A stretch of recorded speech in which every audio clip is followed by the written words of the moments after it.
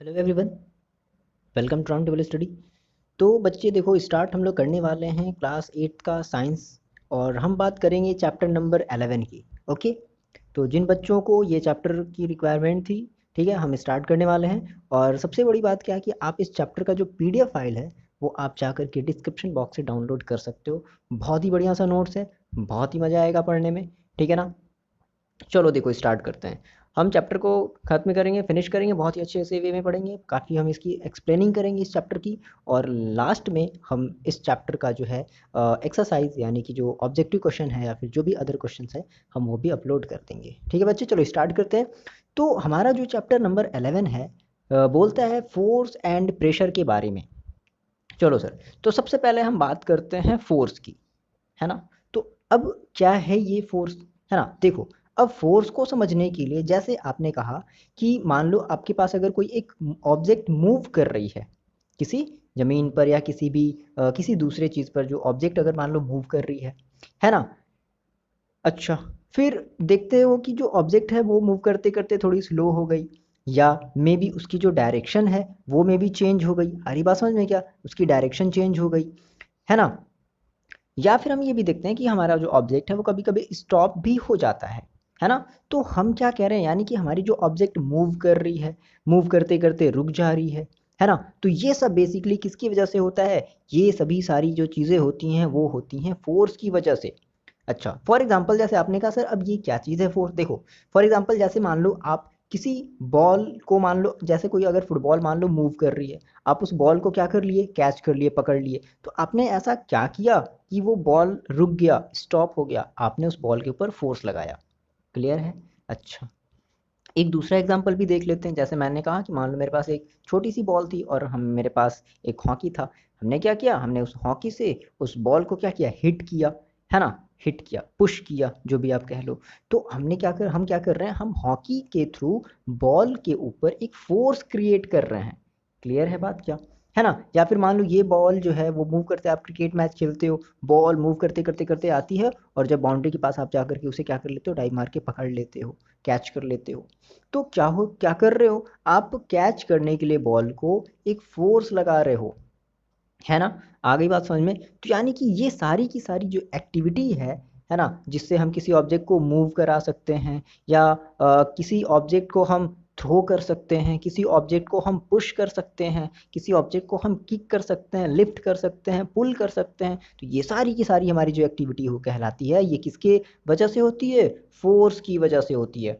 बहुत ही आपका ये प्यारा सा नोट्स है ना, आप इसको अपनी कॉपी में लिख लेना। तो हमने कहा sir force can be applied by kicking, है ना। फोर्स हम कैसे अप्लाइड कर सकते हैं, किकिंग के थ्रू। आप किक करो यानी कि आपने फोर्स लगाया, आपने किसी को पुश कर दिया। मान लो आप जैसे, अब दो बच्चे मान लो कभी कभी आपस में लड़ाई कर लेते हो, "ए, मेरे से ऐसे मत लड़ना, मेरे से ऐसे मत लड़ना", है ना। आप एक दूसरे को क्या करते हो, पुश करते हो, "ए, मेरे से लड़ेगा, मेरे से लड़ेगा", ठीक है। आप एक दूसरे को क्या करते हो, पुश करते हो। तो आप क्या कर रहे हो, उसके ऊपर एक फोर्स लगा रहे हो, है ना। आप थ्रो कर रहे हो किसी भी पत्थर को या फिर किसी भी बॉल को, आप अगर थ्रो कर रहे हो, दैट इज आप उस पत्थर पर या आप उस बॉल पर फोर्स लगा रहे हो, है ना। आप किसी को पुल कर रहे हो, या मान लो जैसे आप अपनी बुक उठा रहे हो, है ना, या फिर आप अपनी बुक को लिफ्ट कर रहे हो, कुछ भी कर रहे हो, दैट इज जितनी भी आप एक्टिविटी अपनी डेली लाइफ में करते हो, वो सारी की सारी क्या डिफाइन करती है, वो सारी की सारी किसकी वजह से होती है, फोर्स की वजह से होती है। क्लियर है इतनी बातें। अब देखो, तो हमने कहा सर अब एग्जैक्टली अगर हमें फोर्स को डिफाइन करना होगा कि सर व्हाट इज फोर्स, तो हमने कहा अ पुश और पुल, सिंपल सा डेफिनेशन है, a push or pull on an object is called a force. Clear है इतनी बात, बताओ।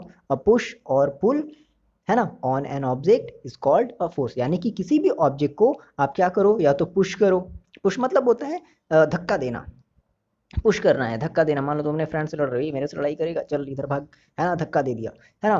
पुल करना मतलब कुछ ज़्यादा जो बुली टाइप के होते हैं, मेरे से लड़ेगा, चल इधर आ, मारूंगा, है ना। तो इस तरीके से मतलब पुल करना मतलब अपनी तरफ खींचना, पुश करना मतलब बाहर की तरफ ढकेलना, ठीक है ना। तो फोर्स हमारा क्या है, आप किसी के ऊपर आप किसी को पुश कर रहे हो या पुल कर रहे हो, तो वही हमारी जो एक्टिविटी होगी वो हमारी क्या कहलाएगी, एक फोर्स कहलाएगी। क्लियर है ना। आप इसके नोट्स को पीडीएफ फॉर्म में आप डाउनलोड कर सकते हो डिस्क्रिप्शन बॉक्स में, बट वीडियो देखने के बाद, है ना। चलो, नोट्स आपको बहुत सारे मिल जाएंगे, नेट्स पे आपको बहुत सारे नोट्स अवेलेबल हैं, बट नोट्स का क्या फ़ायदा जो आपको समझ में ही नहीं आएगा चीज़ें, है ना। देखो, नेक्स्ट अगर हम बात कर ले, अब हम थोड़ा सा और चीज़ें समझते हैं। जैसे कि force are due to interaction. अच्छा, अब इसके पहले थोड़ी सी हम कुछ बातें और समझते हैं। जैसे मान लो हमने कहा, जैसे ये आपके एनसीईआरटी का ये थोड़ा सा एक पोर्शन दिया गया है, कह रहा है कि यहाँ पे आइडेंटिफाई द एक्शन एज पुल और पुश, है ना। किसमें पुल हो रहा है और किसमें पुश हो रहा है, अब थोड़ा सा यहाँ पे आपका ये जो कॉन्सेप्ट है पुशिंग और पुलिंग वाला, ये थोड़ा सा क्लियर होना चाहिए। जैसे आप कह रहे हो कि मूविंग अ बुक, है ना, प्लेस्ड ऑन अ टेबल, जैसे मान लो कोई एक टेबल पर बुक रखी गई है और आप उसको मूव करना चाहते हो, तो क्या करोगे आप उसे, आप कौन सा एक्शन करोगे, आप जैसे एक्शन यहाँ पे देखो दिया गया है, क्या क्या एक्शन दिया गया है, हिटिंग है, किकिंग है ना, फ्लिकिंग है, या फिर पुलिंग है। तो ये इनमें से कौन सी आप एक्शन कर रहे हो। तो भाई आप जब बुक को जब मूव करा रहे हो, किसी बुक को आप जब मूव करा रहे हो ना, तो आप उसको क्या करो, आप उसको पुश कर रहे हो, पुश कर रहे हो, है ना। तो अब देखो पुश आप दो, मतलब अब जो बुक को मूव आप कई तरीके से करा सकते हो। जैसे आपने कहा हटो, हमें ये चैप्टर नहीं पढ़ना, आपने बुक को ऐसे धक्का दे दिया, दैट इज आपने उसको पुश कर दिया। ठीक है, पुलिंग, अच्छा चैप्टर है, मजेदार चैप्टर है, क्या लाओ आज हम इसे पढ़ लेते हैं, तो आपने बुक को अपनी तरफ पुल किया, खींच लिया, है ना, लिफ्ट कर लिया, और ज़्यादा इंटरेस्ट आ गया तो आपने बुक को उठा लिया, बुक को उठा करके पढ़ने लगे, लिफ्ट कर लिया आपने। तो ये सारी की सारी हमारी एक्टिविटी क्या है, ये हमारी फोर्स है ना। तो हमने कहा कि action can be grouped as, क्या हमने पुश किया, यस हमने पुश किया, क्या हमने पुल किया, हाँ हमने पुल भी किया, दो चीज़ें हुई। तो हमेशा आप देखोगे कि कोई भी आप काम कर रहे हो तो उस काम के लिए हमेशा आपको दो चीज़ें देखने को मिलेंगी, या तो पुलिंग या तो पुशिंग, है ना। आ रही बात समझ में। तो हमने कहा कि फोर्स हम लगा रहे थे, तो फोर्स हमारा जो था वो कैसे था, एक हमारा पुश फॉर्म में था, एक हमारा पुल फॉर्म में था ना। अच्छा, एक और एग्जांपल देखते हैं। जैसे आपने कहा ओपनिंग और शटिंग अ डोर, जैसे मान लो जब आप डोर को जब आप ओपन कर रहे हो, तो ओपन कर रहे हो उसका मतलब क्या है, आप अपनी तरफ पुल कर रहे हो ना, खींच रहे हो ना। जैसे जैसे कभी कभी होता है ना, किसी किसी डोर पर लिखा होता है, जैसे आप किसी मॉल में जाते हो, फिर अच्छे अच्छे से दुकान में जाते हो, तो आप पर लिखा रहता है पुल, तो आपको अपनी तरफ खींचना पड़ता है, और लिखा रहता है पुश, दैन आपको उसको बाहर की तरफ ढकेलना पड़ता है। कुछ बच्चे मतलब कंफ्यूज जाते करना क्या है, खींचना है कि ढकेलना है तो ठीक है। तो opening shutting a door, opening और शटिंग अ डोर, जैसे आपको अगर डोर को अगर ओपन करना है तो आपको करना पड़ेगा क्या, आपको पुल करना पड़ेगा, और अगर शट करना है तो आपको पुश करना पड़ेगा। भाई वहां पर आप डोर को लिफ्ट तो नहीं कर रहे हो, डोर को कोई कैसे लिफ्ट कर सकता है। तो आपने कहा अच्छा यहाँ पे कौन सा एक्शन हुआ, तो यहाँ पे देखो, यहाँ पे जो है वो पुशिंग का भी एक्शन हुआ है और पुलिंग का भी एक्शन हुआ है। तो हम कहेंगे यानी कि हमने डोर को बंद किया, हमने डोर को खोला, तो हम वो बेसिकली किसकी वजह से हुआ, फोर्स की वजह से हुआ।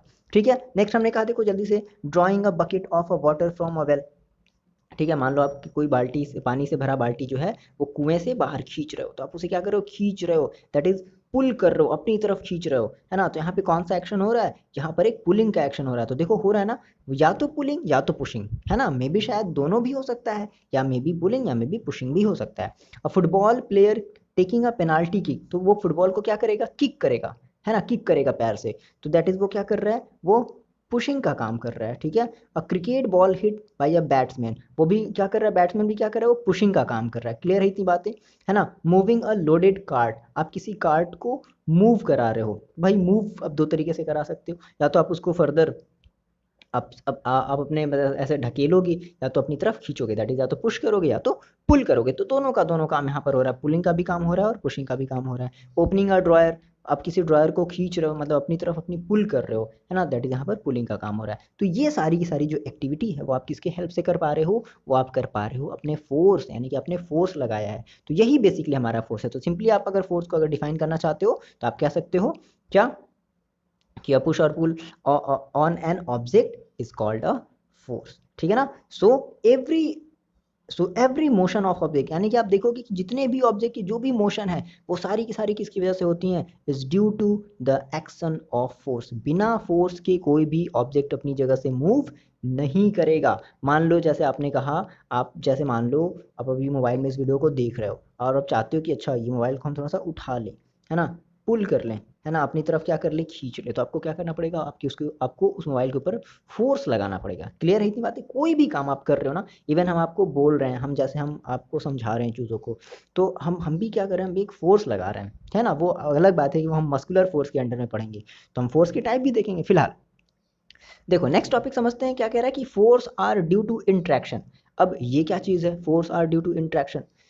देखो इंट्रैक्शन का मतलब है कि जैसे फॉर एग्जांपल मान लो हमने कहा, फॉर एग्जाम्पल मान लो आपने कहा कि आप किसी एक गाड़ी के पीछे खड़े हो, इंट्रैक्शन का हमें यहाँ पे मतलब समझना है, बात समझना, हमें यहाँ पे इंट्रैक्शन का मतलब समझना है। आपने कहा कि सर हम किसी गाड़ी के पीछे खड़े हैं, तो बताओ क्या गाड़ी के पीछे खड़े होने से ये गाड़ी मूव कर जाएगी क्या? नहीं मूव करेगी। तो आपको क्या करना पड़ेगा? आपको इस गाड़ी को या तो पुल करना पड़ेगा या तो पुश करना पड़ेगा। ठीक है, यानी कि एक इंट्रैक्शन हो रहा है, मतलब कि आप गाड़ी को क्या कर रहे हो, आप अपनी व्हीकल को, आप अपने वैन को एक टच दे रहे हो, है ना। आप अपने हाथ से क्या करोगे, इसे टच करोगे, यानी कि आपने क्या किया, एक इंट्रैक्शन क्रिएट किया। और जब इंट्रैक्शन लगाओगे तभी क्या होगा, हमारा फोर्स जो है वो वर्क करेगा, है ना, फोर्स आपको दिखाई देगा, है ना। तो आपने क्या किया, आपने आपने कहा यार मैं तो गाड़ी के पीछे खड़ा हूँ, ये गाड़ी मूव नहीं कर रही है, वैन मूव नहीं कर रही है। तो आपने कहा अच्छा अच्छा अच्छा ठीक है, हमें इसे पुश करना पड़ेगा। तो आपने इसे क्या किया, आपने इसे पुश किया, तो गाड़ी फर्दर मूव करने लगी। फॉर एग्जाम्पल यहाँ पे देखो, ये जो दोनों लड़कियां क्या कर रही हैं, लड़ रही हैं शायद। ए मेरे से लड़ोगी, चलो देखो ये शायद लड़ रही हैं, है ना। तो मतलब क्या है कि अब कह रहा है कि हु इज पुशिंग हुम, कौन किसको धक्का दे रहा है। तो ये इसको धक्का दे रही है और ये इसे धक्का दे रही है ना। दोनों एक दूसरे को क्या कर रहे हैं, दोनों एक दूसरे को पुश कर रहे हैं। मेरे से लड़ोगी, है ना। मतलब इनकी लड़ाई भी बड़ी अजीब होती है, लड़कियों की लड़ाई। देखो अब यहाँ पर हाँ ये क्या कर रही हैं, अच्छा ये भांगड़ा कर रही हैं, ठीक है। कह रहा है कि हु इज पुलिंग हुम, कौन एक दूसरे को पुल कर रहा है ना, कौन एक दूसरे को अपनी तरफ पुल कर रहा है। तो अब यहाँ पर दोनों जो हैं वो एक दूसरे को अपनी तरफ क्या कर रही हैं, पुल कर रही हैं और पुश भी कर रही हैं। देखो अगर मान लो ये दोनों काम नहीं होगा, मान लो अगर यहाँ पर अगर पुलिंग का काम नहीं होगा, ठीक है, तो क्या होगा, ये दोनों क्या हो जाएंगी, गिर जाएंगी ऐसे घूमते घूमते। और मान लो अगर जैसे ये यहाँ पे एक दूसरे से, ये इनका हाथ ज्वाइंट है ना, तो ये दोनों एक दूसरे को पुश भी कर रही हैं और ये एक दोनों को एक दूसरे को ये पुल भी कर रही हैं। क्लियर है, तो यहाँ भी पुलिंग का और पुशिंग का काम हो रहा है। तो आप चीज़ यहाँ पर देख रहे हो कि पुलिंग और पुशिंग के लिए दोनों का इंट्रैक्शन होना मस्ट है, दोनों कॉन्टैक्ट में है। क्लियर है बात, है ना। ठीक है, तो यानी कि अच्छा एक और फिगर देख लेते हैं। ये क्या कर रहा है, ये देखो इस गाय को खींच रहा है ना। तो क्या है, कांटेक्ट है, कह रहा है चलो आज हम तुम्हारा सारा जो दूध है वो दूध लेते हैं। ठीक है, तो ये क्या कर रहा है, ये इसको भी अपनी तरफ पुल कर रहा है। ये कह रही नहीं मैं आज नहीं जाऊंगी, ठीक है, इस तरीके से, है ना। तो ये क्या कर रहे हैं, एक दूसरे को पुल कर रहे हैं। तो आप ये देखो जो पुलिंग का काम हो रहा है वो एक कांटेक्ट के थ्रू हो रहा है, एक इंट्रैक्शन के थ्रू हो रहा है ना। जब तक वो उसको कांटेक्ट नहीं करेगा, जब तक वो उसको टच नहीं करेगा, तब तक पुलिंग या पुशिंग का काम नहीं होगा। लेकिन अभी हम आगे भी पढ़ेंगे कि बिना हम टच के भी क्या कर सकते हैं, फोर्स क्रिएट कर सकते हैं। बट फिलहाल अभी अगर हमें इसे खींचना होगा तो हमें क्या करना पड़ेगा, हमें इसको टच करना पड़ेगा, हमें इसको कांटेक्ट में लेना पड़ेगा, है ना। तो उसी चीज़ों को हमने क्या कह दिया, इसी चीज़ को हमने कह दिया force are due to interaction. तो हमने कहा कि for a force at least two object must interact each other. ये याद रखना कि अगर फोर्स अगर आपको लगाना है तो इसका मतलब है कि आपको क्या करना पड़ेगा, आपको उसको दोनों ऑब्जेक्ट को कम से कम एक दूसरे के इंट्रैक्ट में, यानी कि एक दूसरे के कांटेक्ट में होना पड़ेगा। ठीक है, due to interaction of one object with another object result in a force between two object. तो जब क्या होगा, जब इंट्रैक्शन होगा, है ना, तो उस केस में क्या होगा, उस केस में हमें एक फोर्स मिलेगा। फॉर एग्जाम्पल जैसे मान लो आपने कहा, जैसे मान लो अगर इस गाय को, जैसे मान लो एक छोटा सा बच्चा खींच रहा हो है और गाय कह रही है अरे मेरे को खींचेगा, हम तो खींचेंगे ही नहीं, है ना। तो क्यों, ऐसा क्यों होगा भाई, देखो अब ये जो छोटा बच्चा मान लो अगर होगा तो इस गाय को क्यों नहीं खींच पाएगा, क्यों, क्योंकि इस गाय के पास क्या है, ज़्यादा फोर्स है, ये ज़्यादा फोर्स लगाएगी। तो हो सकता है शायद जो गाय है वो खुद ही बच्चे को क्या कर ले, अपनी तरफ पुल कर ले। आ रही बात समझ में, है ना। अगर मान लो आपके पास ज़्यादा फोर्स होगा तो आप क्या कर सकते हो, आप इस गाय को अपनी तरफ पुल कर सकते हो। तो ये बात ध्यान रखना है ना। अभी हम ये सब सारी चीज़ें अभी आगे पढ़ेंगे, ठीक है। तो आपने ये इतना समझ लिया कि फोर्स लगाने के लिए हमारे पास जो ऑब्जेक्ट हैं वो उनका आपस में इंट्रैक्शन होना जरूरी है, मतलब उनका आपस में कांटेक्ट में होना जरूरी है। क्लियर है इतनी बात। अच्छा अब देखो नेक्स्ट अगर हम बात करें थोड़ा सा और, हम समझते हैं कि एक्सप्लोरिंग फोर्सेस। अब हम फोर्स को थोड़ा सा और एक्सप्लोर करते हैं। एक्सप्लोर करने का मतलब क्या है कि हम थोड़ी सी इसको और, हम इसकी कुछ बेसिक सी बातें जो हैं वो समझते हैं। तो कैसे समझा जाए, देखो मान लो एक्सप्लोरिंग ऑफ फोर्सेस का मतलब जैसे हमें ये समझना है कि जैसे आप किसी भी ऑब्जेक्ट के ऊपर जब फोर्स लगाते हो, है ना, ठीक है। जैसे मान लो ये कहते हो कि forces applied on an object in the same direction add to one other, ये फैक्ट है। कैसा फैक्ट है, देखो जैसे फॉर एग्जांपल मान लो आपने कहा कि मेरे पास जो है ये एक बड़ी सी बॉक्स थी, है ना, ये एक बड़ी सी मेरे पास बॉक्स थी और आप जो है इसे ढकेलना चाहते थे। वो बॉक्स इतना ज़्यादा हैवी था कि आप इसे ढकेल भी नहीं पा रहे थे। ओके, अच्छा, तो आपने कहा यार मित्र मेरी हेल्प करो, इसे पुश करने में मेरी हेल्प करो। तो आपने एक अपने मित्र को, आपने एक अपने फ्रेंड्स को बुला लिया, आपने एक अपने फ्रेंड को बुला लिया। अब दोनों ने मिलकर के क्या किया, दोनों ने मिलकर के इस बॉक्स के ऊपर एक फोर्स लगाया, है ना, इस बॉक्स के ऊपर एक फोर्स लगाया। तो जो बॉक्स है वो क्या हो गया, फर्दर आगे की तरफ मूव कर गया। तो हम देखो वही बात तो यहाँ पर लिख रहे हैं, क्या कि force applied on an object in the same direction add to one another. अगर आप फोर्स को एक ही डायरेक्शन में लगा रहे हो, मतलब आपका भी फ्रेंड इस बॉक्स को इधर की तरफ ढकेल रहा है और आप भी इस बॉक्स को इधर की तरफ इसको पुश कर रहे हो, तो दोनों के जो फोर्सेज होंगे, आप भी फोर्स लगा रहे हो, आपका फ्रेंड भी फोर्स लगा रहा है, तो जो दोनों की जो फोर्सेज होंगी वो आपस में ऐड हो जाएंगी, प्लस हो जाएंगी। बात आ रही समझ में, है ना। आप प्रैक्टिकल करके देखो अपने छोटे भाई को लेकर के घर पे, है ना, एक बड़े से बॉक्स को ढकेल करके देखो, तो जो आपकी फोर्स होगी और आपके छोटे भाई की जो फोर्स होगी वो ऐड हो जाएगी, तब जाकर के ये बॉक्स जो है वो इधर की तरफ फर्दर पुश हो पाएगा। तो पहली पहली कॉन्सेप्ट आपको ये क्लियर रखनी है कि अगर सेम डायरेक्शन में अगर फोर्स लग रहा है, सिंपल सी बात याद रखो बच्चे, कि अगर सेम डायरेक्शन में अगर फोर्स लग रहा है तो जो हमारी फोर्सेज होंगी वो ऐड हो जाएंगी। दूसरी चीज, if two forces act in opposite direction on an object, the net force acting on it is the difference between the forces. मान लो आपने कहा कि नहीं नहीं, आपने कहा कि यार मेरे बॉक्स को थोड़ा सा इधर ढकेल दो, आपका दोस्त आया, नहीं नहीं मैं नहीं ढकेलने दूंगा, मैं नहीं ढकेलने दूंगा इसे, ठीक है, तुम चाहे जो कर लो, ठीक है, मैं नहीं ढकेलने दूंगा। तो अच्छा, अब इसने भी फोर्स लगाया, इसने भी फोर्स लगाया, तो अब देखो अब ये बॉक्स कहाँ जाएगा, बात समझो। मान लो कि इसने फोर्स थोड़ा ज़्यादा लगा दिया, ठीक है, और इसने फोर्स थोड़ा सा कम लगा दिया, तो भाई इसने ज़्यादा फोर्स लगाया है, इसने थोड़ा कम फोर्स लगाया है, तो ये क्या होगा, ये बॉक्स को इधर की तरफ क्या हो जाएगा, थोड़ा सा मूव कर जाएगा। तो हम क्या कर रहे हैं भाई, देखो अब जितना ये फोर्स लगा रहा था, है ना, तो उससे ये थोड़ा कम ही तो फोर्स लगाया। अगर मान लो ये भी अगर इक्वल फोर्स लगा देता तो ये बॉक्स क्या होती, ये बॉक्स यहीं पर पड़ी हुई रहती। क्लियर है बात समझ में। तो अगर दो फोर्सेस, याद रखना कि अगर दो फोर्सेस किसी ऑब्जेक्ट पर अपोजिट डायरेक्शन में लग रही हैं, है ना, तो उस केस में हम फोर्सेस को क्या करेंगे, आपस में सब्ट्रैक्ट करते हैं, दैट इज डिफरेंस लेते हैं। डिफरेंस का मतलब क्या, हम सब्ट्रैक्ट करते हैं।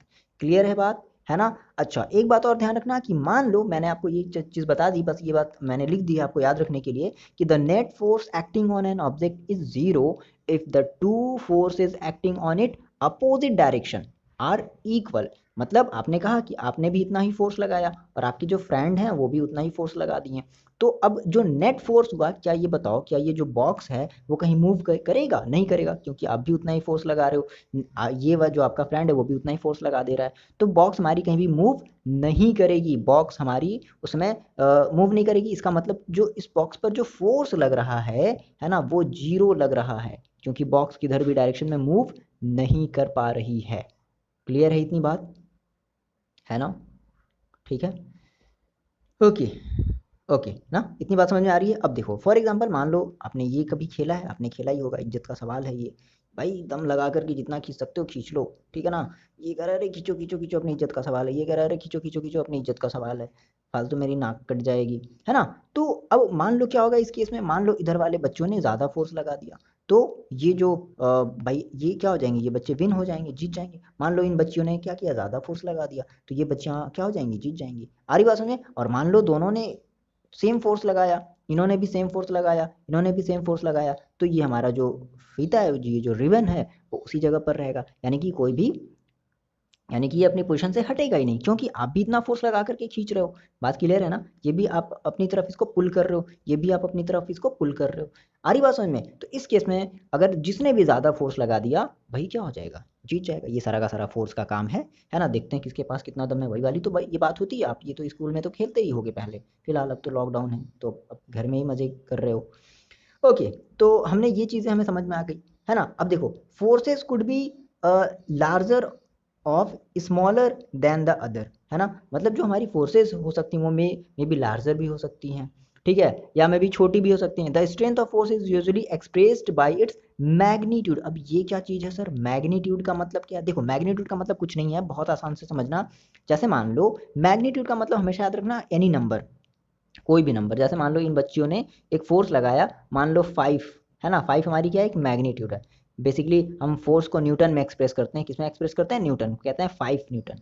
फोर्स की यूनिट क्या होती है, न्यूटन। तो हमने कहा कि मान लो इन बच्चियों ने 5 न्यूटन का फोर्स लगाया, तो ये जो 5 है ना, यही हमारा मैग्नीट्यूड है। क्लियर है, बोलो इतनी बात। ये जो 5 है ना, ये हमारा क्या है, मैग्नीट्यूड है। और मान लो हमने कहा कि इन बच्चों ने मान लो 4 न्यूटन का फोर्स लगा दिया, है ना, तो अब ये 4 क्या है, इसके लिए मैग्नीट्यूड है। तो इन बच्चों ने 4 न्यूटन का फोर्स लगाया, इन बच्चों ने 5 न्यूटन का फोर्स लगाया, तो बताओ कौन जीतेगा? ये बच्चे जीत जाएंगे, क्योंकि इनके पास इनका जो मैग्नीट्यूड है वो ज़्यादा है। फोर्स का जो मैग्नीट्यूड है ना इनका, वो ज़्यादा लगा रही हैं, फोर्स लगा रही हैं, और ये बच्चे थोड़ा कम फोर्स लगा पा रहे हैं। ठीक है, तो इसी को हम कहते हैं मैग्नीट्यूड। तो बेसिकली हम जो फोर्स होता है, फोर्स को हम मैग्नीट्यूड के टर्म्स में एक्सप्रेस करते हैं, और फोर्स के लिए डायरेक्शन भी इंपॉर्टेंट है।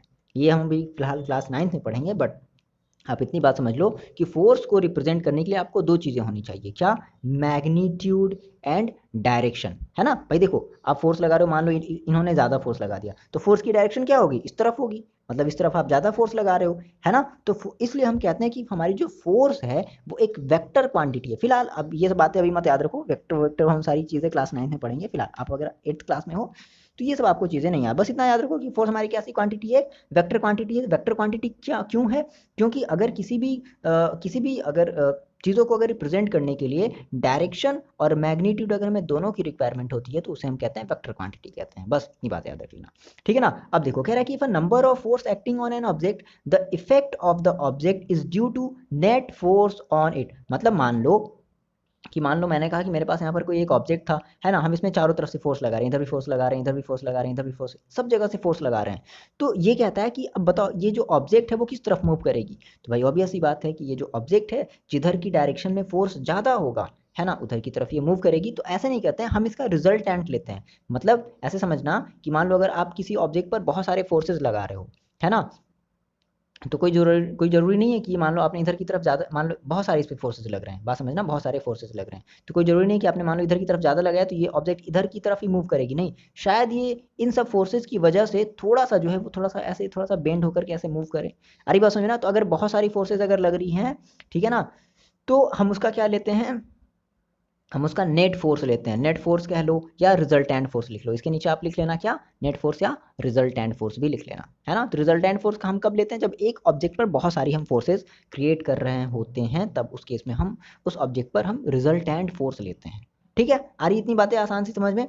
अब देखो, अब थोड़ा सा और हम फोर्स के बारे में समझते हैं, क्या है जो हमारी फर्स्ट जो कहानी है फोर्स की। अब देखो फोर्स बेसिकली क्या क्या कर सकता है, अब हम ये समझते हैं कि फोर्स जो है वो क्या क्या कर सकता है और क्या क्या नहीं कर सकता है। देखो हमने कहा कि a force can change the state of motion. मतलब ये क्या है सर, स्टेट ऑफ मोशन का पहले मतलब समझते हैं कि सर ये स्टेट ऑफ मोशन। देखो स्टेट ऑफ मोशन में आपको दो चीज़ें समझनी है। स्टेट ऑफ मोशन जो है वो दो चीज़ों से रिलेटेड होता है। पहला होता है स्पीड, स्टेट ऑफ मोशन में क्या आता है, स्पीड, स्पीड ऑफ मोशन आता है, एंड डायरेक्शन ऑफ मोशन आता है। स्पीड का मतलब आप जानते हो कि आप कोई चीज़ चला रहे हो और अचानक से आपने उसकी स्पीड बढ़ा दी। डायरेक्शन का मतलब समझते हो कि आप किसी भी चीज़ को चला रहे हो और अचानक से आपने उसके डायरेक्शन को बदल दिया, तो that is called state of motion. So what is state of motion, तो state of motion of an object is described by its speed. State of motion के लिए दो चीज इंपॉर्टेंट है, स्पीड इंपॉर्टेंट है and direction of motion important है। इतनी बात क्लियर है क्या।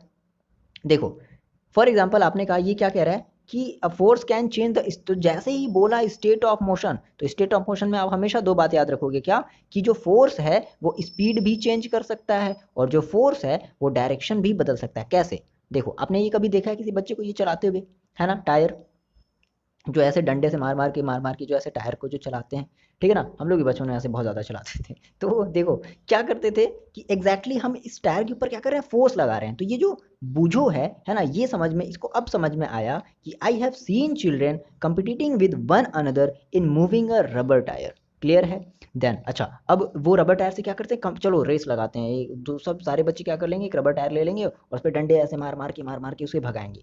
तो अब बूझो को देखो जो समझ में आया, फिर आपको भी यहाँ से समझ में आना चाहिए कि वो ऐसे बार बार टायर को डंडे से क्यों मारते हैं। तो why the speed of tyre increase when ever it is pushed. जब भी ये इस टायर को डंडे से मारेंगे तो ये टायर की स्पीड क्या होगी, बढ़ेगी, और बच्चा भी क्या होगा, उसी स्पीड में दौड़ेगा।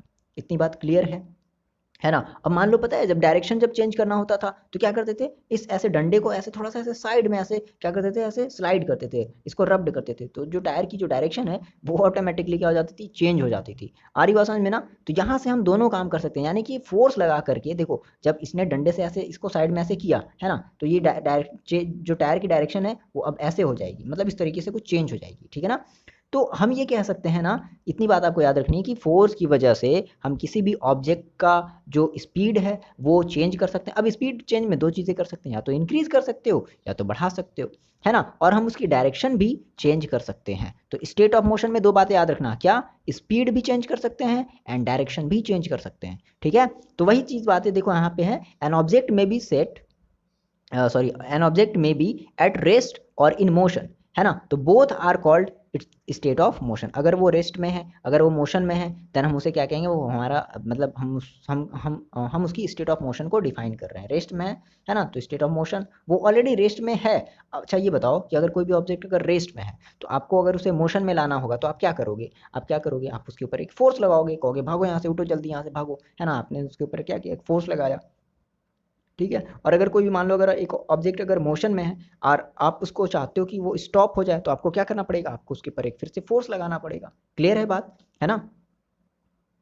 तो what is the change in the state of motion, तो अब ये change in state of motion का मतलब आपको समझ में आ गया, अब बस पढ़ लो। तो क्या कहता है कि a change in either the speed of an object. Clear हो गई ये बातें, है ना। अगर आप किसी ऑब्जेक्ट की स्पीड में चेंज कर रहे हो और इट्स डायरेक्शन ऑफ मोशन, और उसके डायरेक्शन में भी क्या कर रहे हो, डायरेक्शन ऑफ मोशन में भी क्या कर रहे हो, चेंज कर रहे हो, और बोथ या आप दोनों कर रहे हो, है ना, स्पीड भी चेंज कर रहे हो, डायरेक्शन भी चेंज कर रहे हो, तो द टर्म एज तो इसी टर्म को हम क्या कहते हैं, इसी टर्म को हम कहते हैं change in its state of motion, यानी कि हम उसके स्टेट ऑफ मोशन में चेंज कर रहे हैं। स्टेट ऑफ मोशन में चेंज करने का मतलब हमेशा बच्चे याद रखना कि डायरेक्शन और स्पीड में चेंज। क्लियर है।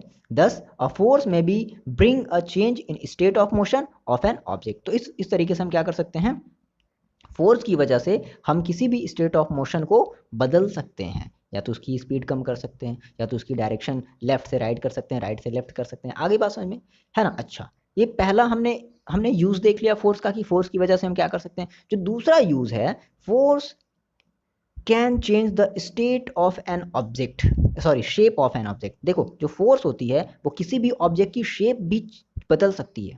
कैसे, मान लो जैसे आपने कभी मम्मी को आटा ऐसे डफ करते हुए देखा है ना, जो आप डविंग जो डफिंग करते हैं, है ना, मतलब आटे को जो गूंथती हैं वो, तो उसकी उस आटे की हमेशा जो पोजीशन है वो क्या होती है, चेंज होती है। मान लो जब आटा, फिर वो आप वो छोटा सा तोड़ तोड़ के क्या, फिर वो गोला गोला ऐसे बनाती, फिर उसको क्या करते हैं, जब चपाती को जब वो मतलब जब प्रेस करती हैं बेलन से, है ना, तो उसकी फिर से जो शेप होती है वो क्या होती है, चेंज। तो ये सारी की सारी चीज़ें क्यों हो रही हैं, क्योंकि जो मम्मी है वो उसके ऊपर क्या कर रही है, उस आटे के ऊपर फोर्स लगा रही हैं, ठीक है ना, जिसकी वजह से वो जो डव है वो उसका जो शेप है वो चेंज हो रहा है। तो फाइनली अब देखो आपको यहाँ से ये बात समझनी पड़ेगी कि ये जो फोर्सेस हैं, तो फोर्सेस की वजह से देखो क्या क्या हो सकता है। फोर्सेस की वजह से कोई भी ऑब्जेक्ट रेस्ट में आ सकता है ना, रेस्ट से मूव कर सकता है, या मोशन से रेस्ट में आ सकता है। दूसरी चीज़, फोर्सेस की वजह से हम ऑब्जेक्ट की स्पीड को चेंज कर सकते हैं। अब चेंज में या तो बदल सकते हैं, या तो डिक्रीज कर सकते हैं, इंक्रीज कर सकते हैं तो डिक्रीज कर सकते हैं। फोर्सेस की वजह से हम उसकी डायरेक्शन भी क्या कर सकते हैं, चेंज कर सकते हैं। फोर्सेस की वजह से हम उसके शेप को भी क्या कर सकते हैं, चेंज कर सकते हैं। या मे भी फोर्सेस की वजह से ये सारी की सारी चीज़ें हम एक साथ कर सकते हैं फोर्सेस की वजह से। क्लियर है इतनी बात, क्या बोलो, ठीक है, ये बात समझ में आ गई। अच्छा इतनी बात समझ में आ रही है ना, ठीक है। आप इसका नोट्स जो है वो डाउनलोड कर लेना। अच्छा अब जल्दी से कुछ और नेक्स्ट टॉपिक देख लेते हैं। नेक्स्ट हम समझते हैं कॉन्टैक्ट फोर्सेस। अब ये क्या है सर, कॉन्टैक्ट फोर्सेस क्या है। देखो जैसे आपने पढ़ा था कि कोई भी आपको अगर ऑब्जेक्ट को अगर मूव कराना होता था तो आप क्या करते थे, आप उस ऑब्जेक्ट को टच करते थे, बिना टच किए आप उसे मूव नहीं करा सकते थे, है ना, बिना टच किए आप उसके ऊपर फोर्स नहीं लगा सकते थे। तो ऐसी फोर्सेस है ना जिनको मूव कराने के लिए, है ना, हमें उसको क्या करने का पड़ेगा, टच करना पड़ेगा, तो दैट इज हम उसको क्या कहेंगे, कॉन्टैक्ट फोर्सेस कहेंगे। अब जो कॉन्टैक्ट फोर्सेस होती हैं वो दो तरीके की होती हैं, muscular force and friction.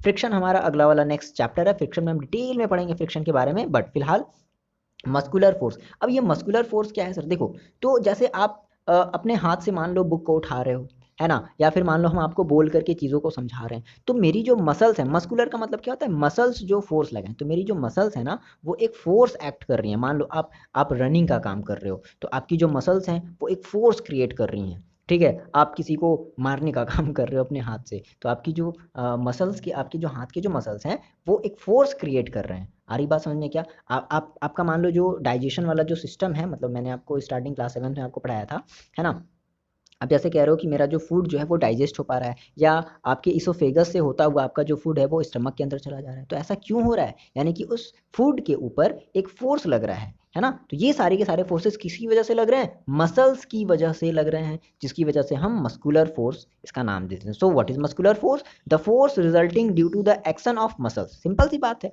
The force resulting, है ना, due to the action of muscles is known as muscular force, है ना? अब जैसे एनिमल्स जो होते हैं, animals also make use of muscular force to carry out their physical activity. जैसे आपके जो बुलॉक्स होते हैं, हॉर्सेज होती हैं, डंकीज जो होती हैं, है ना, जो कैमल्स होते हैं, है ना, use to perform various task for us, है ना, उनके ऊपर आप कुछ भी लाद दो, वो बेसिकली उस सामान को ढोने का काम करते हैं। तो कैसे वो अपने मसल्स के थ्रू क्या करते हैं? एक फोर्स क्रिएट करते हैं, वो काफी ज्यादा मस्कुलर होते हैं, ठीक है?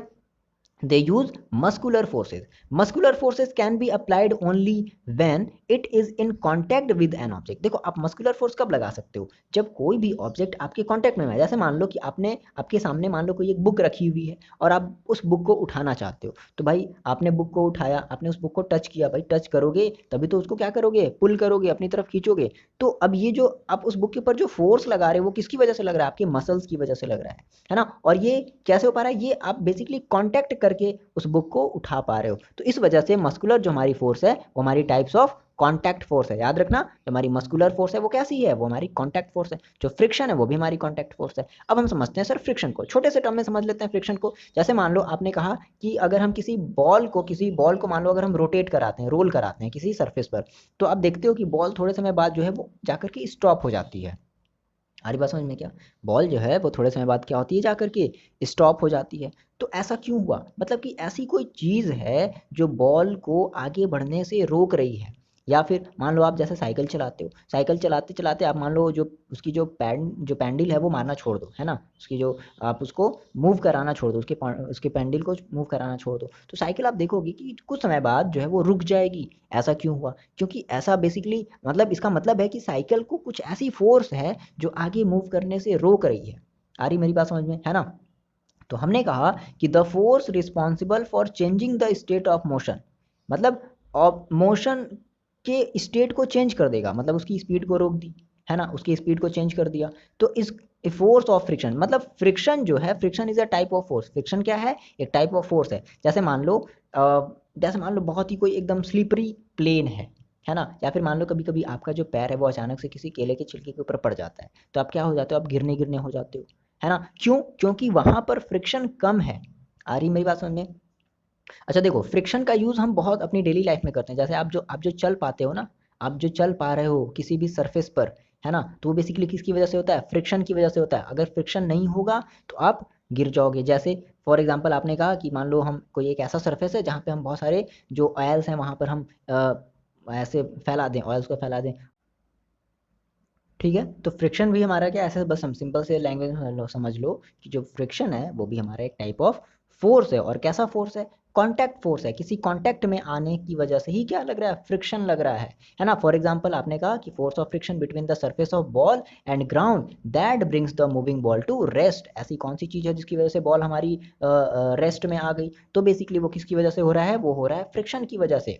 फॉर एग्जाम्पल मैंने दूसरा कहा कि the friction between water and the boat bring it to the rest once we stop rowing, है ना? तो ये बेसिकली किसकी वजह से हो रहा है? ये भी बेसिकली फ्रिक्शन की ही वजह से हो रहा है ना? आप जो बोट है आप उसको रो करना छोड़ दो, मतलब आप उसके जो ऐसे कह सकते हो कि जो उसकी जो चप्पू होती है उसको चलाना छोड़ दो, तो जो बोट होगी वो रुक जाएगी। क्यों रुक गई? क्योंकि जो वाटर है, जो बोट है, जो वाटर जो है वो बोट पर एक फ्रिक्शन क्रिएट कर रहा है, एक फोर्स क्रिएट कर रहा है, ठीक है? अच्छा, और देखो हमेशा याद रखना कि जो फ्रिक्शन होता है, कुछ प्रॉपर्टीज है फ्रिक्शन की। जो फ्रिक्शन होता है, जो फोर्स ऑफ फ्रिक्शन होता है, वो always act on all moving object, वो सभी ऑब्जेक्ट पर लगता है ना? और जो फ्रिक्शन की जो डायरेक्शन होती है वो always opposite to the direction. मतलब आपने कहा कि आप मान लो ऐसे चल रहे हो, आप ऐसे चल रहे हो, ठीक है? तो आप मान लो ऐसे चल रहे हो, तो जो फ्रिक्शन होगी वो हमेशा ऐसे लगेगी, अपोजिट लगेगी।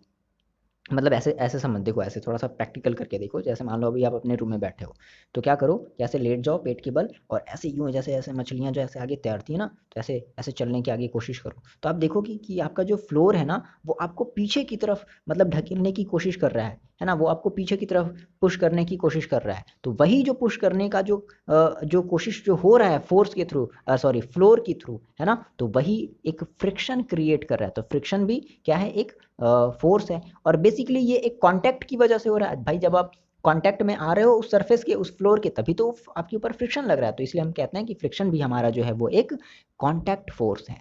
क्लियर है? अब देखो कुछ और टर्म जल्दी समझते हैं। नेक्स्ट हमारा है नॉन कांटेक्ट फोर्स। अब देखो कभी कभी क्या होता है, कभी कभी आप ऐसा फील करते हो, है ना, कभी कभी आप ये भी देखते हो कि बिना किसी ऑब्जेक्ट को टच किए भी हमारी जो ऑब्जेक्ट है, दूसरी जो ऑब्जेक्ट है वो मूव करने लगती है ना। मतलब बिना हम टच किए भी क्या कर सकते हैं, फोर्स क्रिएट कर सकते हैं। तो दैट इज हम उसको कहेंगे क्या, नॉन कांटेक्ट फोर्सेस कहेंगे। अब नॉन कांटेक्ट फोर्सेस हमारी दो टाइप की होती है। एक हमारा होता है मैग्नेटिक फोर्स, सॉरी तीन टाइप की होती है। एक हमारा होता है मैग्नेटिक फोर्स, दूसरा हमारा होता है इलेक्ट्रोस्टैटिक फोर्स, तीसरा हमारा होता है ग्रेविटेशनल फोर्स। हम बारी बारी से इन तीनों के बारे में समझने वाले हैं। तो सबसे पहले हम समझते हैं मैग्नेटिक फोर्स को। जैसे देखो मैग्नेट के बारे में आप क्या जानते हो, मैग्नेट के बेसिकली टू पोल होते हैं। कितने पोल होते हैं, ध्यान रखना, टू पोल होते हैं, है ना। तो आपने कहा सर मैग्नेट की टू पोल होते हैं। देखो ऐसे समझो यहाँ पे, जैसे मान लो मैंने कहा मेरे पास ये मैग्नेट था, ठीक है, एक ये मैग्नेट था। तो इस मैग्नेट के दो पोल हैं। देखो एक इस वाले एंड पर होता है, एक इस वाले एंड पर होता है। दो पोल इसके हो गए। अब ये भी एक मैग्नेट है ना, तो एक पोल यहाँ पर होगा और एक पोल यहाँ पर होगा। अब देखो ये रेड रेड है ना। तो रेड रेड का मतलब क्या है कि ये दोनों सेम पोल हैं। बात समझना, ये दोनों क्या है, सेम पोल हैं, है ना, रेड रेड है। और दूसरे वाले केस में आपको क्या दिख रहा है कि एक रेड है और एक ब्लू है, यानी कि ये डिफरेंट डिफरेंट पोल हैं। ये पोल कुछ और है, ये पोल कुछ और है। आप ये प्रैक्टिकल किए होगे बचपन में, नहीं किए हो क्या? ये सब कौन नहीं करते, सब सारे बच्चे करते हैं। अब कमेंट करके बताओ, हाँ सर हम तो किए हैं, हम भी किए हैं बचपन में, बहुत सारे हम लोग एक्सपेरिमेंट करते थे। हम काफ़ी ज़्यादा मतलब अच्छा ये रिपेल कर जा रहा है, ये अट्रैक्ट कर जा रहा है। देखो तो अब क्या होता है कि अगर सेम सेम पोल को, अगर सेम सेम पोल को अगर आप एक दूसरे के अगर नज़दीक लाओगे, है ना, अगर आप सेम सेम पोल को एक दूसरे के अगर आप नज़दीक लाओगे, तो ये इसके ऊपर एक फोर्स लगेगा जो क्या करेगा, इन दोनों मैग्नेट्स को रिपेल करने का काम करेगा। ये कहेगा भागो इधर भागो, ये कहेगा भागो इधर भागो, ठीक है। मतलब ये रिपेल करने का काम करेगा कब, जब सेम पोल होंगे तब। अब मान लो ये डिफरेंट पोल हैं, ये कुछ पोल और है, ये पोल कुछ और है, डिफरेंट डिफरेंट पोल हो गया। तो जब डिफरेंट डिफरेंट पोल को आप जब एक दूसरे के जब नज़दीक लाओगे, तो ये एक दोनों एक दूसरे को ये अट्रैक्ट कर लेंगे, कहेंगे आ जाओ, अच्छा अच्छा पास आ जाओ, पास आ जाओ मेरे, ठीक है। तो इस तरीके से यहाँ पर कुछ फिनोमेना जो है वो होगा। तो सेम वही काम हम यहाँ पर इसको अब स्टेटमेंट के थ्रू समझ लेते हैं क्या, कि magnet have two poles, like poles of two magnet repel each other. जो लाइक पोल्स होते हैं वो एक दूसरे को रिपेल करते हैं, रिपेल का मतलब दूर भगाते हैं। और जो अनलाइक पोल्स होते हैं, अनलाइक मतलब कि एक कुछ और है, एक कुछ और है, जो अनलाइक पोल होते हैं वो एक दूसरे को क्या करते हैं, अट्रैक्ट करते हैं, ईच अदर, है ना। सो अट्रैक्शन और repulsion between magnet is called as magnetic force. तो व्हाट इज मैग्नेटिक फोर्स, तो ये जो अट्रैक्शन का काम हो रहा है, ये जो रिपल्सन का काम हो रहा है, तो ये भी क्या हमारा एक फोर्स ही तो लग रहा है। तो यही हम, इसी को हम कहते हैं क्या, मैग्नेटिक फोर्स कहते हैं। क्लियर है इतनी बात? अब देखो, अब magnet can exert a force without being in contact with it. अब ऐसा नहीं है कि आपको फोर्स लगाने के लिए, देखो ऐसा है क्या कि आप इसको इसको आप इसको कांटेक्ट, इसको टच कराना पड़ा क्या एक दूसरे से, नहीं टच कराना पड़ा, है ना। यानी कि एक दूसरे के कांटेक्ट में ये नहीं आए हैं। तो अगर ये एक दूसरे के कांटेक्ट में नहीं आए हैं, तो हम क्या कहेंगे कि हमारा एक ये नॉन कांटेक्ट फोर्स है। सो हम कहेंगे कि हमारा जो मैग्नेटिक फोर्स है वो हमारा एक नॉन कांटेक्ट फोर्स है। आगे बात समझ में, हमारा एक नॉन कॉन्टैक्ट फोर्स है, इसको आप अंडरलाइन कर लेना। नेक्स्ट हम समझते हैं, देखो इलेक्ट्रोस्टैटिक फोर्स, बहुत ही नया सा ये फोर्स है। अब आप कहोगे सर ये क्या है इलेक्ट्रोस्टैटिक फोर्स। देखो तो इलेक्ट्रोस्टैटिक फोर्स को समझने के लिए, जैसे मान लो आपने अपने हाथ में पेन पकड़ा हुआ है ना, पेन पकड़ा है, प्रैक्टिकल करना आप मेरे साथ, पेन पकड़ा है। आप क्या करो कि आप इस पेन को, है ना, आपके सर पे जो भी हेयर हैं, आप उस हेयर से इस पेन को रब्ड करो। रब्ड किया बहुत देर तक, थोड़ा रब्ड करो, जल्दी जल्दी जल्दी जल्दी, ऐसे साइड में थोड़ा सा ऐसे रब्ड करो, रब्ड कर लिया। अब क्या है कि इस पेन को, है ना, देखो इस पेन को क्या करो, किसी पतले से पेज के पास ले जाओ, जहाँ पर ढेर सारी पेजेस हों, है ना, उस पतले से पेज के पास ले जाओ। तो आप ये देखोगे, आप ये करके देखो, देख रहे हो ना, आप ये करके देखो, तो आप ये देखोगे कि जो पेज है वो इस पेन की तरफ अट्रैक्ट हो रही है। हो रही है क्या, कमेंट करके बताओ सर हो रही है ना। तो ये जो पेजेस हैं वो उस पेन की तरफ क्या हो रही है, अट्रैक्ट हो रही हैं। ऐसा अगर नहीं कर पा रहे हो तो मतलब आपकी जो पेन है वो चार्ज नहीं हो पा रही। अब समझते हैं चार्ज को। तो आपने ये देखा कि the force exerted by charge body. अब ये चार्ज बॉडी क्या, हम इसको थोड़ा सा समझेंगे, बट फिलहाल अब इसकी हम डेफिनेशन समझ लेते हैं। हमने कहा कि the force exerted by a charge body on another charge और uncharge body is known as electrostatic force, है ना। मतलब क्या है, अब सर ये चार्ज बॉडी का मतलब क्या है।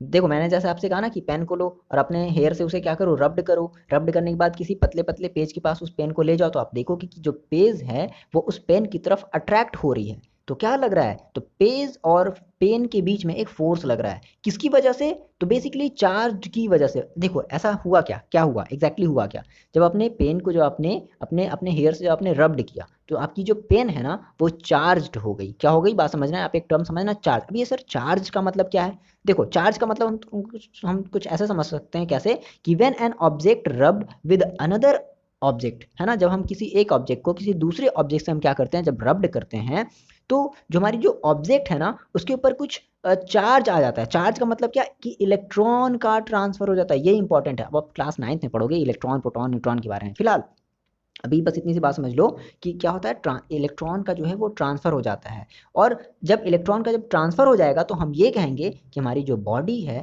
वो चार्ज हो गई। अच्छा देखो सिंपल सा एग्जांपल देखो चार्ज होने की बताएं, जैसे मान लो आपको अगर चार्ज होना है तो पता है आप क्या करो, हाँ ऐसा कभी करना मत, लेकिन आप पेन, मतलब पेन सॉरी कह रहे हैं, जो इलेक्ट्रिसिटी है ना, जो अब जो करंट जो आपको कभी कभी लगता है ना, करंट लगने का मतलब है कि आप चार्ज्ड हो गए। बात समझना, करंट लगने का मतलब क्या है, आप चार्ज्ड हो गए हो। क्लियर है ना। तो चार्ज बॉडी का मतलब क्या है, जैसे मान लो आपको करंट मार दिया, आप कहते हो ना अरे बड़ा तेज का झटका लगा, करंट लगा, यानी कि आप चार्ज्ड हो गए, ठीक है ना। आपके अंदर क्या आ गया, आपके अंदर इलेक्ट्रॉन्स आ गए, बहुत सारे इलेक्ट्रॉन्स आ गए, ठीक है। तो उसी को हम कहते हैं कि हमारी जो बॉडी है वो चार्ज हो गई। तो कभी कभी जब आपको अगर करंट लग रहा है तो समझ लेना कि आप क्या हो गए, आप चार्ज हो गए, ठीक है।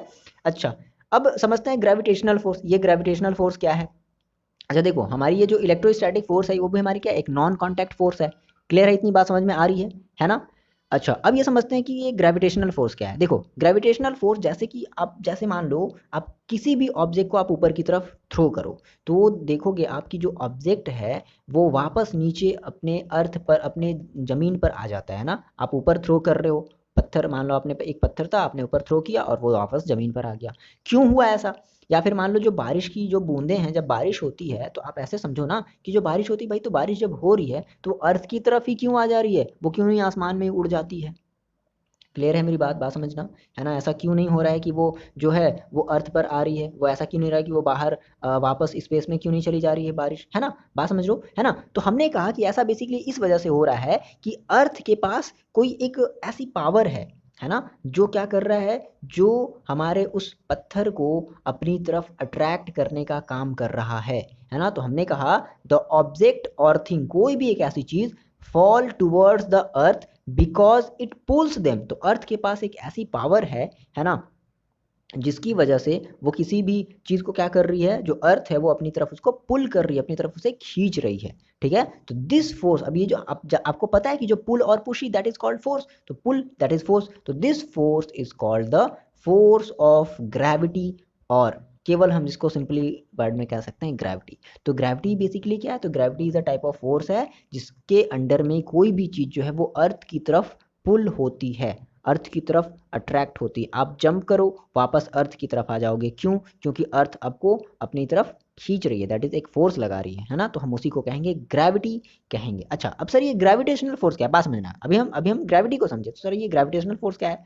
तो हमने कहा, अच्छा एक बात और समझना, ये जो ग्रेविटी होती है ना, हमेशा अट्रैक्टिव होती है, कभी भी रिपल्सिव नहीं होगी।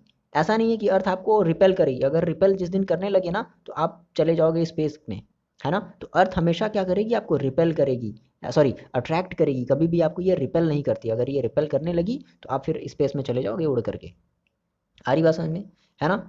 अच्छा तो this is an attractive force, यह याद रखना, ये वर्ड हमेशा ये क्वेश्चन में पूछा जाता है। The gravity act on all the object, जो ग्रेविटी है वो सभी ऑब्जेक्ट पर लगती है, वो चाहे आपका वाटर हो, आप हो, आपके आपके कोई भी पेट्स हो, कोई भी चीज़ हो, है ना, वो सारी के सारे ऑब्जेक्ट पर जो है वो ग्रेविटी एक्ट होती है। क्लियर है। अब देखो तो सर ये ग्रेविटेशनल फोर्स क्या है, देखो अब हमने क्या कहा कि अब ये समझ लो कि जितनी भी छोटी सी छोटी या कोई भी बड़ी सी बड़ी ऑब्जेक्ट, यूनिवर्स की अब हम बात करते हैं, किसकी बात करते हैं, यूनिवर्स की। बात समझना, यूनिवर्स मतलब आपका अर्थ, आपका जो पड़ोसी वाला जो प्लेनेट है, पड़ोसी के पड़ोसी वाला जो प्लेनेट है ना, जो सन है, ये सब हमारे आएंगे किसमें, यूनिवर्स में आएंगे, ठीक है ना। तो हमने कहा कि एवरी ऑब्जेक्ट वेदर स्मॉल और लार्ज एक्सर्ट्स अ फोर्स, है ना, ऑन एवरी अदर ऑब्जेक्ट। तो this force is called gravitational force. मतलब मान लो आपने कहा मेरे पास यहाँ पर सन है और यहाँ मेरी अर्थ है, तो क्या हो रहा है, सन और अर्थ के बीच में एक फोर्स एक्ट हो रहा है, तो इसी फोर्स को हम क्या कहते हैं, ग्रेविटेशनल फोर्स कहते हैं। मान लो आपने कहा नहीं नहीं नहीं, यहाँ पर मेरे पास मून था और है ना, और मून के यहाँ पर क्या था, अर्थ था, तो मून और अर्थ के बीच में क्या हो रहा है, एक फोर्स का अट्रैक्शन हो रहा है ना, तो इसी को हम कहेंगे ग्रेविटेशनल फोर्स। मान लो बच्चे जैसे आप अपने घर में बैठे हो और हम यहाँ पर आपको बैठ करके पढ़ा रहे हैं, तो क्या होगा कि आपके और मेरे बीच में भी क्या होगा, एक फोर्स लग रहा होगा, है ना, तो इसी को हम कहेंगे ग्रेविटेशनल फोर्स। ये पूरे के पूरी यूनिवर्स पर पाया जाता है, बात समझना, ठीक है ना। वो अलग बात है कि ये जो फोर्स है बहुत ही माइनर सा है, इसका हम डेली लाइफ में फील भी नहीं कर पाते, बहुत ही छोटी फोर्स है, 10⁻⁻ में चली जाती है। अभी आपको 10⁻⁻ का मतलब समझ में नहीं आएगा, क्लियर है ना। तो हर एक ऑब्जेक्ट, मतलब आपकी मान लो आपके बगल में अगर आपका एक भाई जो बैठा हुआ है ना, तो आपके और भाई के बीच में भी क्या लग रहा है, एक फोर्स लग रहा है, ग्रेविटेशनल फोर्स लग रहा है, और वो फोर्स इतना ज़्यादा वीक है कि आप उसको कभी कभी फील नहीं कर पाते हो, फील ही नहीं कर पाओगे। तो ये फोर्स बेसिकली किसके लिए सुटेबल होता है, बहुत बड़ी बड़ी ऑब्जेक्ट के लिए सुटेबल होता है। जैसे मान लो हमने कहा मेरा सन है ना, और जो अर्थ है हमारी, है ना, तो उनके बीच थोड़ा सा जो ग्रेविटेशनल फोर्स हमें वो समझ में आएगा। लेकिन बहुत ही अगर ऑब्जेक्ट अगर बहुत ही छोटी सी हो, बहुत ही छोटी सी हो, जैसे आप मान लो आपके भाई हो, तो इसके कंपेरिजन में बहुत छोटे हो आप लोग, तो जो फोर्स लग रहा होगा आपके बीच में, लग तो रहा है लेकिन आप उसको कभी फील नहीं करोगे, क्लियर है इतनी बात। तो फिलहाल रखते हैं हम यहीं पर, ये हमारा फोर्स वाला जो पोर्शन था वो हो गया खत्म। नेक्स्ट हम बात करेंगे प्रेशर की। तो आप कमेंट करके बताओ कैसा है वीडियो, और इसका जो पीडीएफ फाइल है वो आपको लिंक में डिस्क्रिप्शन बॉक्स में मिल जाएगा, ठीक है। और अगर अच्छा वीडियो लगता है तो आप अपने फ्रेंड्स के साथ भी शेयर करो, ठीक है। चलो बच्चे, मिलते हैं हम लोग आपसे नेक्स्ट वीडियो में, और नेक्स्ट हम जो कॉन्सेप्ट है वो क्लियर करेंगे, क्या, प्रेशर वाला अब हम जो है वो कॉन्सेप्ट देखेंगे, ठीक है। तो पढ़ाई करते